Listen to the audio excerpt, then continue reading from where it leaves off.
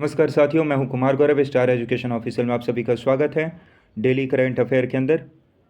आज हम लोग 12 जनवरी और 11 जनवरी दोनों का करंट अफेयर करेंगे। कुछ कारण से 2 दिन से एब्सेंट था, इसके लिए आप सबसे पहले क्षमा चाहता हूं। तो आज हम लोग करंट अफेयर के ऊपर रुक करते हैं, आज के मुख्य दिवस और कुछ मुख्य समाचार के ऊपर एक नज़र डालते हैं। सबसे पहला जो है वह है राष्ट्रीय युवा दिवस। 12 जनवरी को सेलिब्रेट किया गया नेशनल यूथ डे। राष्ट्रीय युवा दिवस जो है वो विवेकानंद स्वामी जी की जयंती के उपलक्ष्य में मनाया जाता है और ये 1985 से हर साल भारत सरकार 12 जनवरी को जो है वो राष्ट्रीय युवा दिवस के रूप में शुरू होने वाले जो सप्ताह होता है उसको युवा सप्ताह के रूप में मनाती आ रही है। इसकी शुरुआत जो है वो 1985 से हुआ है और ये हर साल 12 जनवरी को सेलिब्रेट किया जाता है। 15 से 29 वर्ष की आयु वर्ग के जो युवा होते हैं वो यूथ में काउंट किए जाते हैं, युवा के अंदर काउंट किए जाते हैं उनको। 15 से लेकर के 29 वर्ष के आयु के युवाओं को, जो भारत की कुल आबादी का लगभग 40% हैं। स्वामी विवेकानंद 12 जनवरी 1863 को इनका जो है वो जन्म हुआ था और 4 जुलाई 1902 को इनकी देहांत हो गई थी। इनका अगर बचपन का नाम देखा जाए तो इनके बचपन का नाम था नरेंद्र नाथ दत्त। इनका जन्म एक भारतीय हिंदू भिक्षु, दार्शनिक, लेखक, धार्मिक शिक्षक और भारतीय रहस्यवादी रामकृष्ण के मुख्य शिष्य भी थे। ये वह पश्चिम दुनिया में वेदांत और योग की शुरुआत में एक प्रमुख व्यक्ति हुए।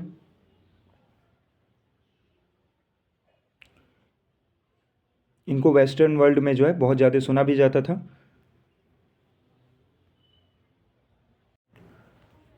इन्होंने 1899 में जो है वेलूर मठ की स्थापना की थी। उनका अस्थायी निवास बन गया यही वेलूर मठ। विवेकानंद हिंदू धर्म के पुनरुद्धार में महत्वपूर्ण योगदान दिए थे।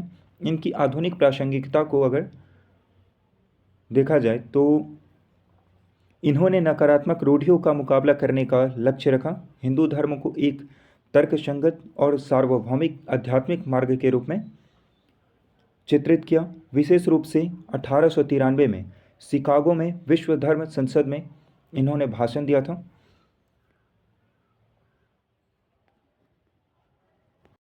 अगर इनके कार्य के ऊपर बात किया जाए तो इन्होंने ज्ञान योग, भक्ति योग, कर्म योग और राजयोग इसके ऊपर जो है विशेष रूप से कार्य किए थे।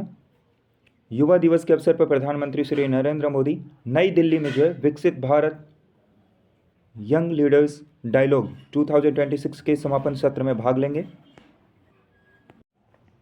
वहीं नेक्स्ट न्यूज़ है 11 जनवरी को पूर्व प्रधानमंत्री लाल बहादुर शास्त्री जी की पुण्यतिथि है, वो सेलिब्रेट की गई है। लाल बहादुर शास्त्री एक विनम्र नेता थे जो जवाहरलाल नेहरू की मृत्यु के बाद भारत के दूसरे प्रधानमंत्री 1964 से 1966 तक के लिए बने थे, मात्र 2 साल के लिए। लाल बहादुर शास्त्री का जन्म जो है वो 2 अक्टूबर को 1904 में उत्तर प्रदेश में एक साधारण परिवार में हुआ था। इनका जन्म 2 अक्टूबर 1904 को उत्तर प्रदेश के अंदर हुआ था और 11 जनवरी 1966 को ताशकंद में शास्त्री जी गए थे, जहाँ पर इनकी जो है निधन हो जाती है। ताशकंद घोषणा पर जो है वहाँ पर इनके द्वारा सिग्नेचर किया गया था।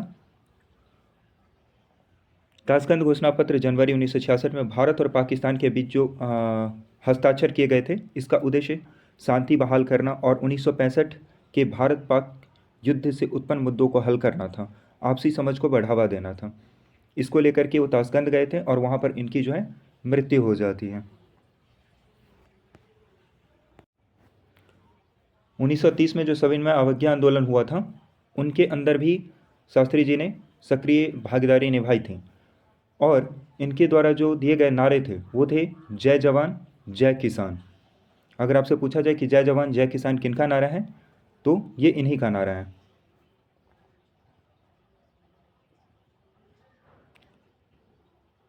जिसका उद्देश्य सैनिक और किसान दोनों के मनोबल को बढ़ाना था, जिसकी उस समय आवश्यकता थी। आंदोलन के साथ अगर देखा जाए तो उस समय पे ये जो है ना आवश्यकता थी, उसको लेकर के इन्होंने ये नारा दिया था। हरित क्रांति भी इन्होंने लाया था। शास्त्री ने उस समय कृषि को योजना आयोग के ध्यान में लाया और यह दिशा में बदलाव था जिसमें 1965 में हरित क्रांति को बढ़ावा दिया गया था इनके द्वारा। और इन्होंने 1965 में खाद्य निगम अधिनियम, उनकी भी स्थापना किया गया था इनके द्वारा। खाद्य निगम अधिनियम के द्वारा खाद्य निगम अधिनियम जो है वो इनके द्वारा लाया गया था। और 1964 के तहत भारतीय खाद्य निगम FCI की जो है, फूड कॉरपोरेशन ऑफ इंडिया की जो है वो भी स्थापना की गई थी इनके द्वारा।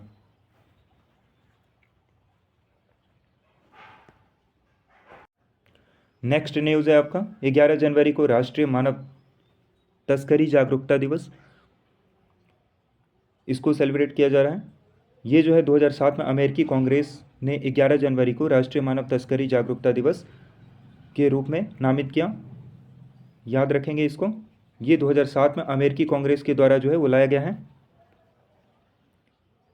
और मानव तस्करी तब होती थी जब किसी इंसान को शारीरिक श्रम, घरेलू दास्ता या वाणिज्यिक यौन कृत्यों जैसे चीज़ों के करने के लिए बरगलाया जाता है, मजबूर किया जाता है। तो उसको लेकर के जो है 11 जनवरी को मानव तस्करी जागरूकता दिवस मनाया जाता और इसको जो है अमेरिकी कांग्रेस के द्वारा लाया गया था, तो इसे याद रखेंगे।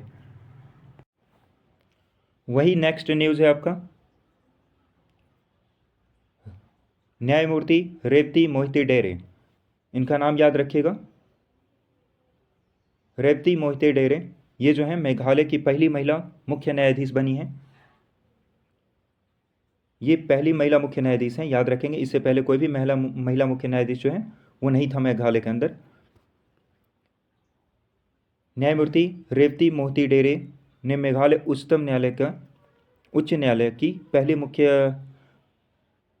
न्यायाधीश के रूप में शपथ ली है। न्यायमूर्ति डेरे ये जो है सोमेन सेन का स्थान लिए हैं। इससे पहले हम लोगों ने सोमेन सेन के बारे में पढ़ा था। सोमेन सेन को कहाँ का जो है मुख्य न्यायाधीश नियुक्त किया गया, केरल का, है ना। तो ये भी याद रखिएगा। ये जो है सोमेन सेन के स्थान पे आए हैं और सोमेन सेन को जो वो केरल उच्च न्यायालय में, उन्हें केरल उच्च न्यायालय में स्थानांतरित कर दिया गया है। रेवती मोहिते डेरे ने बॉम्बे उच्च न्यायालय के न्यायाधीश के रूप में कार्य किया। ये अभी कहाँ पे कार्यरत थी, तो ये याद रखेंगे बॉम्बे उच्च न्यायालय के अंदर जो है वो न्यायाधीश के रूप में कार्य किया हुआ है इन्होंने। अब इनको मेघालय की पहली मुख्य महिला न्यायाधीश बना दिया गया है। नेक्स्ट न्यूज़ है सोमेन सेन। ये तो वैसे पीछे हम लोग पढ़ चुके हैं, फिर भी इसको देख लेते हैं क्योंकि सोमेन सेन ने केरल उच्च न्यायालय के नए मुख्य न्यायाधीश के रूप में शपथ ली है और ये 12 तारीख को केरल उच्च न्यायालय के नए मुख्य न्यायाधीश के रूप में शपथ लिए हैं। न्यायमूर्ति सोमेन सेन ने न्यायमूर्ति नितिन मधुकर जामदार के स्थान पर जो है इनको कार्यभार दिया गया है। ऑपरेशन हॉकआई स्ट्राइक ने पूरे सीरिया में ISIS को निशाना बनाया। संयुक्त राज्य अमेरिका और सहयोगी बलों ने ऑपरेशन हॉकआई स्ट्राइक की सतह पूरे सीरिया में बड़े पैमाने पर हवाई हमले किए हैं, जिसमें इस्लामिक स्टेट के कई ठिकानों को निशाना बनाया गया है। आपसे पूछा जा सकता है कि ऑपरेशन हॉकआई जो है वो किस देश के ऊपर हुआ और किस देश के द्वारा किया गया, तो ये याद रखना सीरिया के अंदर किया गया है और संयुक्त राज्य अमेरिका के द्वारा जो है ये किया गया हवाई हमला। 19 दिसंबर 2025 को शुरू किया गया था इस ऑपरेशन को। सीरिया के बारे में भी जान लेते हैं। अगर सीरिया की राजधानी की बात करें तो सीरिया की राजधानी कहाँ है, दमिश्क। सीरिया दक्षिण पश्चिम एशिया की भूमध्य सागर के पूर्वी तट पर स्थित देश है। अगर इसके आसपास के देशों की बात करें तो सीरिया उत्तर में तुर्की, पूर्व और दक्षिण पूर्व में इराक, दक्षिण में जॉर्डन और दक्षिण पश्चिम में लेबनान और इजराइल से घिरा हुआ देश है। वहीं नेक्स्ट न्यूज़ है आपका परीक्षा पे चर्चा। 2026 में 4 करोड़ से अधिक पंजीकरण हुए, जो पिछले साल के गिनीज वर्ल्ड रिकॉर्ड को पार कर गया। 2023 में जो है 3.53 करोड़ पंजीकरण दर्ज किए गए थे, जबकि इस साल 4 करोड़ दर्ज किए गए थे। पिछले साल इसे Guinness book of world record में भी दर्ज किया गया था। परीक्षा पे चर्चा पीपीसी 2026 जनवरी 2026 में आयोजित किया जाएगा और यह जो है कक्षा 6 से लेकर के 12 तक के छात्र, शिक्षक और अभिभावकों के साथ भाग लेने के पात्र हैं। 2018 में शुरू की गई परीक्षा पे चर्चा एक प्रमुख पहल है जो छात्रों को सीधे प्रधानमंत्री के साथ जुड़ने की अनुमति देते हैं। यह कार्यक्रम परीक्षा के दबाव, मानसिक स्वास्थ्य संबंधी चिंताओं, शैक्षणिक तनाव और परिणाम के बाद की चिंता जैसे मुद्दों को संबोधित करने पर केंद्रित है। वहीं नेक्स्ट न्यूज़ है आपका, भारतीय डाक ने स्पीड पोस्ट 24 और स्पीड पोस्ट 48 सेवा शुरू की है। आपसे पूछा जा सकता है एग्जाम में कि स्पीड पोस्ट 24 और स्पीड पोस्ट 48 ये क्या है। तो ये इसका जो मुख्य चीज़ है वो नाम से ही स्पष्ट है। स्पीड पोस्ट 24 का मतलब हुआ कि इसे जो है 24 आवर के अंदर जो है पोस्ट को वहाँ तक पहुँचाना होता है, और 48 का मतलब 48 घंटे।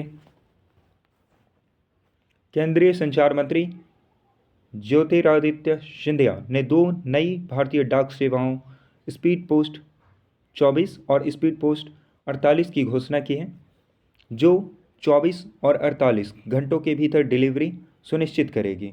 स्पीड पोस्ट 24 और स्पीड पोस्ट 48 समय की पाबंद, विश्वसनीय और तेज़ डिलीवरी का एक नया मानक स्थापित करेगा। साथ ही वहीं नेक्स्ट न्यूज़ एक है, भारत की पहली पूरी तरह से कागज रहित जिला न्यायपालिका का शुभारंभ किया गया है। भारत की मुख्य न्यायाधीश सूर्यकांत ने केरल के वायनाड के कालपेटा में देश की पहली पूरी तरह से पेपरलेस जिला न्यायपालिका का उद्घाटन किया है। अगर आपसे ये पूछा जाए कि ये कहाँ पर किया गया है, तो केरल के वायनाड कलपेटा में इसका उद्घाटन किया गया है। और भारत के मुख्य न्यायाधीश अभी कौन है, तो सूर्यकांत जी जो हैं, जस्टिस सूर्यकांत, ये भारत के मुख्य न्यायाधीश हैं अभी।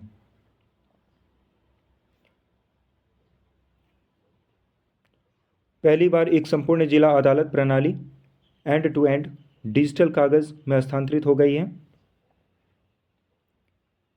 यानी पूरे को पेपरलेस जो है बना दिया गया अदालत को। यहाँ पर सारा कुछ डिजिटलाइजेशन कर दिया गया है और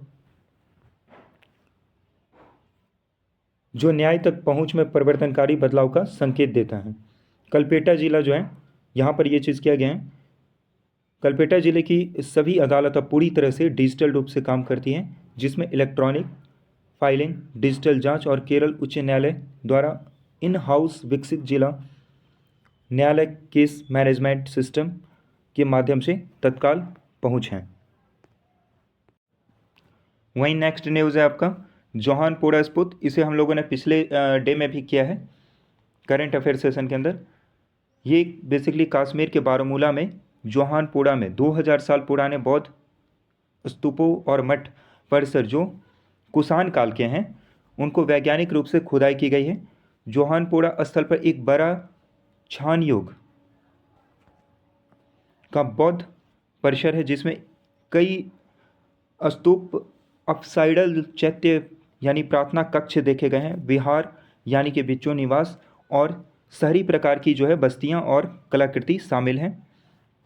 कश्मीर को गांधार, अफगानिस्तान यानी पाकिस्तान क्षेत्र से जोड़ने वाले प्राचीन सिल्क रूट कॉरिडोर के साथ जो है वो भी देखा जा रहा है, स्थिति देखा जा रहा है, जहाँ से ये पता चलता है कि इधर से व्यापार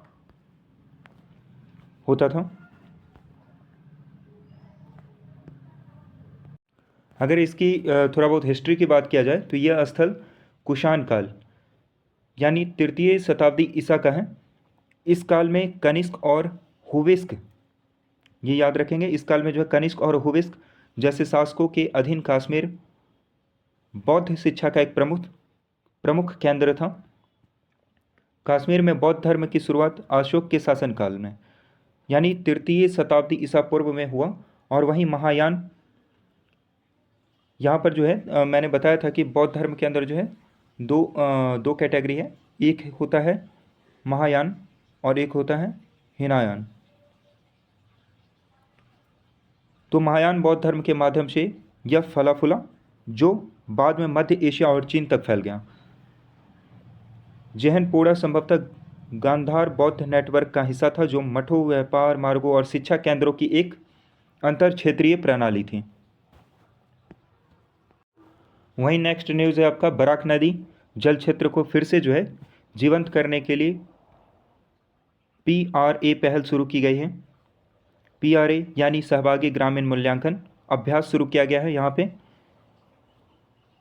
8 जनवरी को बराक नदी के जल क्षेत्र को फिर से जीवंत करने के साथ साथ स्थानीय आजीविका को मजबूत करने के लिए पायलट पहल के रूप में सहभागी ग्रामीण मूल्यांकन PRA अभ्यास शुरू किया गया है। अगर बराक नदी की बात किया जाए तो यह जो है वो पूर्वोत्तर भारत यानी ईस्ट इंडिया की एक नदी है, जो बांग्लादेश में प्रवेश करने से पहले मणिपुर, मिजोरम, असम से होकर के गुजरती है। तो ये 3 स्टेट से होकर के गुजर रही है।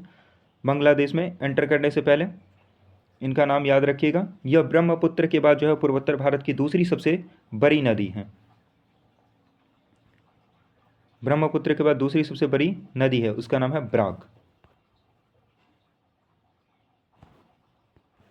अगर इसकी उद्गम की बात किया जाए तो यह इसका जो उद्गम है वो मणिपुर के सेनापति जिले में माओ के दक्षिण में मणिपुर की पहाड़ियों से इसका उद्गम यानी ये निकलती है और उसकी सहायक नदियों द्वारा गठित बराक नदी बेसिन भारत, बांग्लादेश और म्यांमार को बहाती है। और इसकी सहायक नदियाँ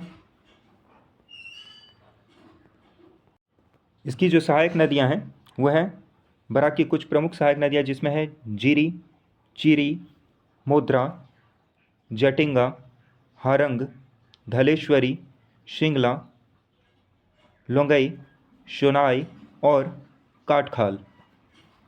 तो ये कुछ इनके जो है सहायक नदियां हैं।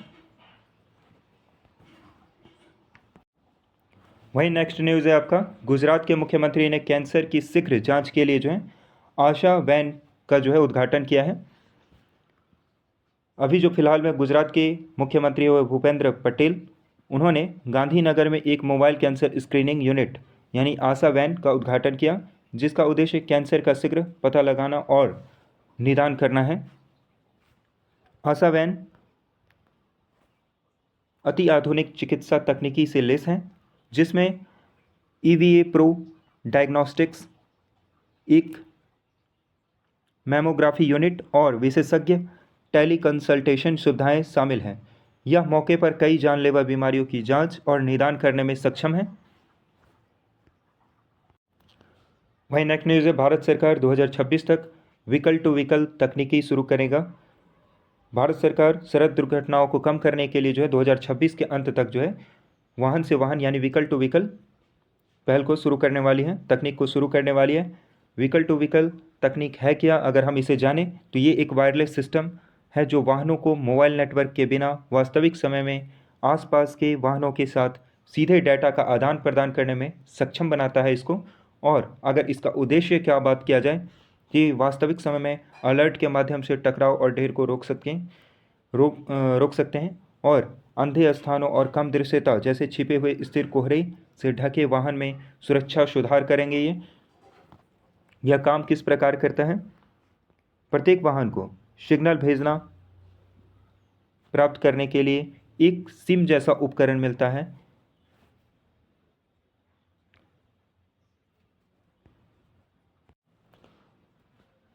इनको एक समर्पित रेडियो बैंड भी दिया जाता है, गीगाहर्ट्ज़ का उपयोग करता है, ताकि मोबाइल इंटरनेट के बिना काम करता है, जो कि कनेक्टिविटी में बहुत ही अच्छा योगदान देता है। वहीं नेक्स्ट न्यूज़ है आपका, इंडोनेशिया ने अस्पष्ट डीप फेक जोखिम पर ग्रॉक चैटबॉट को ब्लॉक कर दिया है। अगर बात किया जाए कि ये जो है चैटबॉट, ग्रॉक चैटबॉट, ये किसका है तो एलन मस्क का है। XAI द्वारा विकसित किया गया कृत्रिम बुद्धिमत्ता चैटबॉट ग्रॉक को इंडोनेशिया सरकार ने ब्लॉक करवा दिया है। और इसके पीछे जो ब्लॉक करने का जो कारण है, इंडोनेशिया विश्व स्तर पर पहला देश है जिसने विशेष रूप से इस मुद्दे पर एक राष्ट्रव्यापी ब्लॉक लागू किया है और इसे लाने का जो मुख्य कारण था वो था अस्थायी रूप से अवरुद्ध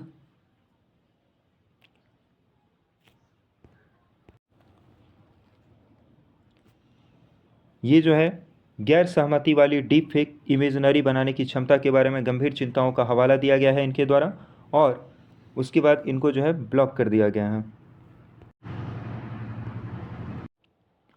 वहीं नेक्स्ट न्यूज़ है MS trips app Annamalai tiger reserve में बाघों की गणना को शक्ति प्रदान करेगा। ये एक ऐप लॉन्च किया गया है MS trips app.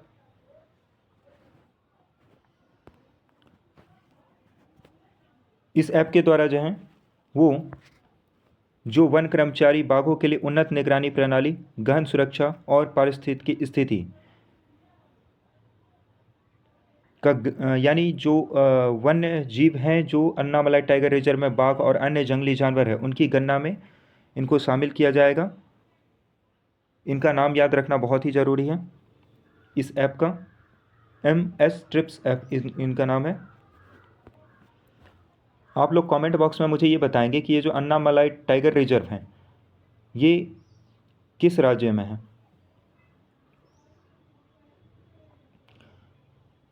MS trips एक सॉफ्टवेयर आधारित निगरानी प्रणाली है जो गश्त और बाघों की आवासों की सुरक्षा में सहायता के लिए बनाई गई है। विशेष करके इसे 2010 में भारतीय वन्यजीव संस्थान के साथ राष्ट्रीय बाघ संरक्षण प्राधिकरण NTCA द्वारा लॉन्च किया गया था। इसे विशेष रूप से जो है वो वन्यजीव संरक्षण, निगरानी और संरक्षित क्षेत्रों के प्रबंधन में सहायता के लिए डिज़ाइन किया गया है। अन्नामलाई टाइगर रिजर्व जो है यह तमिलनाडु के पोल्लाची और कोयम्बटूर जिले के अन्नामलाई पहाड़ियों में 1400 मीटर की ऊंचाई पर स्थित है। याद रखिएगा, तमिलनाडु के पोल्लाची और कोयम्बटूर जिले के अन्नामलाई पहाड़ियों में जो है 1400 मीटर की ऊंचाई पर ये स्थित हैं। यह दक्षिण पश्चिम घाट में पलक्कर गैप के दक्षिण में स्थित हैं।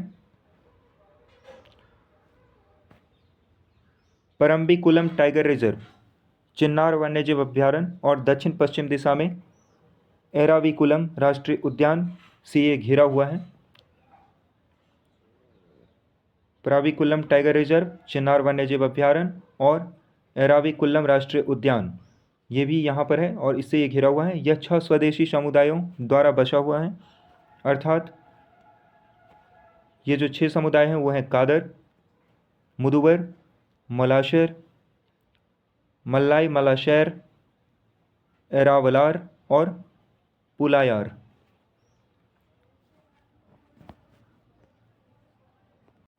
नेक्स्ट न्यूज़ है आपका कश्मीर मारखोर विलुप्त होने के कगार पर है। ये मुख्य रूप से कश्मीर और पाकिस्तान में पाए जाते हैं। भारत की सबसे दुर्लभ जंगली बकरी ये गौट है जो कश्मीर जिसका नाम कश्मीरी मारखैर है। ये इसकी स्थानीय विलुप्तता होने का सामना कर रही है, जिसमें इसका केवल 200 से 300 जो है जनसंख्या बचा हुआ है, जो ज़्यादातर जम्मू और कश्मीर के काजी नाग रेंज तक ही सीमित हैं। कश्मीर मारखोर एक बड़ी चट्टान पर रहने वाली जंगली बकरी है और मारखेर यानी कैप्रा फाल्कोनेरी ये इसका जो है साइंटिफिक नेम है। कैप्रा फाल्कोनेरी की एक उपप्रजाति है जो अपने राजसी सर्पिल सींगों और खारी पहाड़ी ढलानों पर जाने की असाधारण क्षमता के लिए जानी जाती है। कितने भी खराई में अगर पहाड़ हो ये उसके ऊपर आसानी से चढ़ पाती है और इसके पास अगर देखा जाए तो इसके पास जो है ना हॉर्न भी होते हैं यानी सिंग भी होते हैं। यह जो है जम्मू और कश्मीर के पीर पंजाल रेंज के ऊंचे पहाड़ों में पाया जाता है।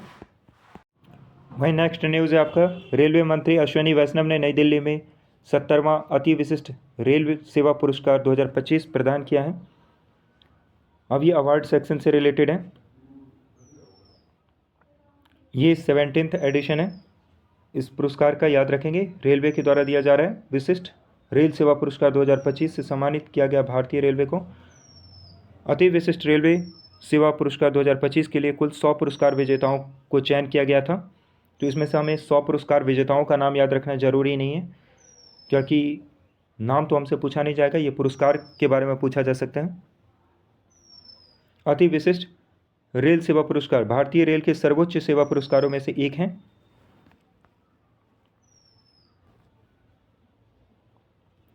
पुरस्कार का जो उद्देश्य उन व्यक्तियों और टीमों को सम्मानित करना है जिनके काम ने देश भर में रेलवे संचालन, सुरक्षा, नवाचार और सार्वजनिक सेवा वितरण को काफ़ी मजबूत किया है।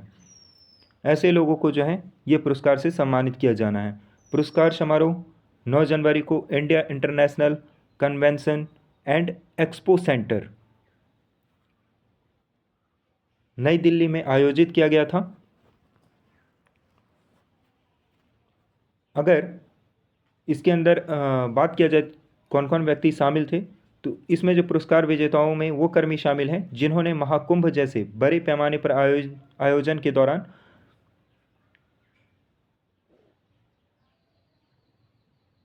संरक्षित और निर्बाध रेलवे संचालन सुनिश्चित करने में महत्वपूर्ण भूमिका निभाई है। ऐसे लोगों को इस पुरस्कार से सम्मानित किया जाएगा।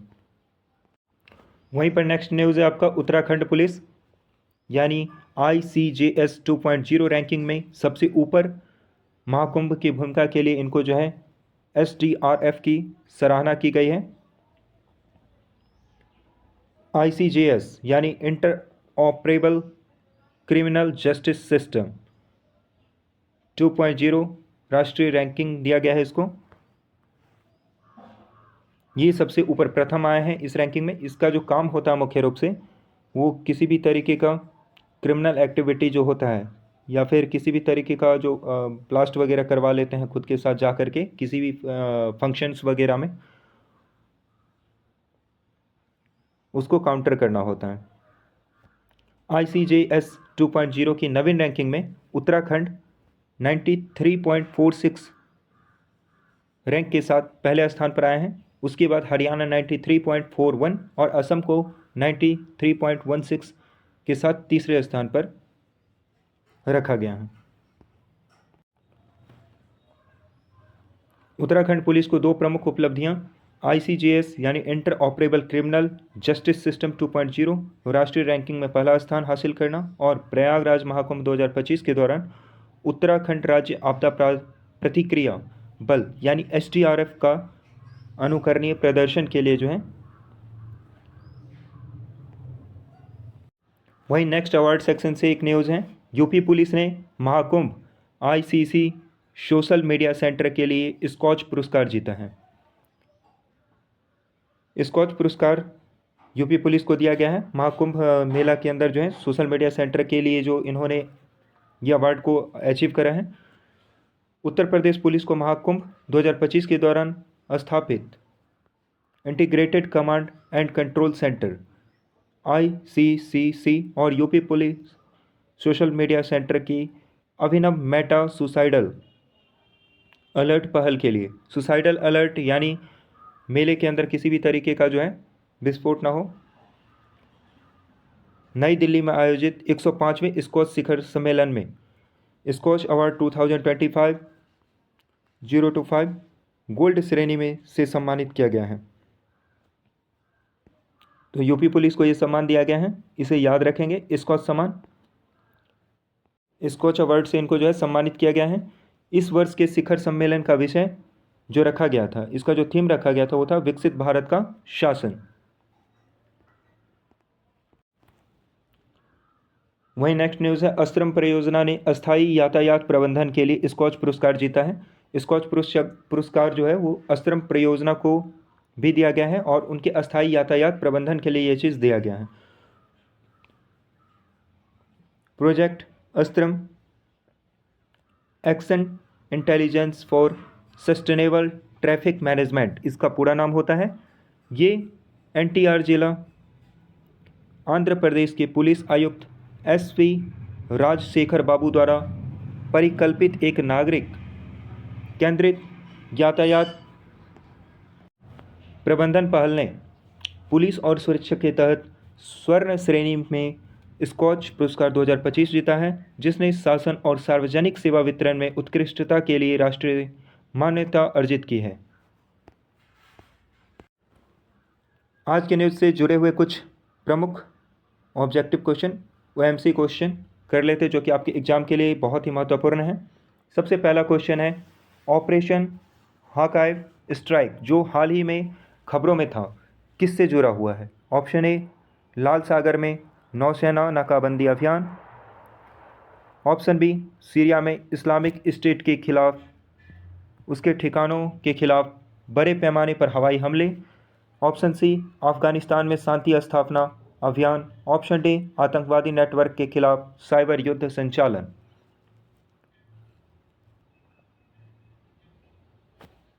इसका जो सही उत्तर है वो है ऑप्शन बी, सीरिया में इस्लामिक स्टेट के ठिकानों के खिलाफ बड़े पैमाने पर हवाई हमले। नेक्स्ट क्वेश्चन है आपके लिए, मेघालय हाई कोर्ट की पहली महिला चीफ जस्टिस के तौर पर किसने शपथ ली है? Option A, Indira Banerjee. Option B, Gita Mittal. Option C, Revati Mohite Dere. Option D, हिमा कोहले। आप लोग कमेंट बॉक्स में उत्तर कर सकते हैं।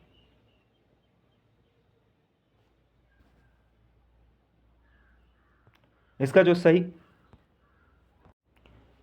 सही उत्तर है वो है, अभी हम लोगों ने न्यूज़ में करा था, रेवती मोहिते डेरे।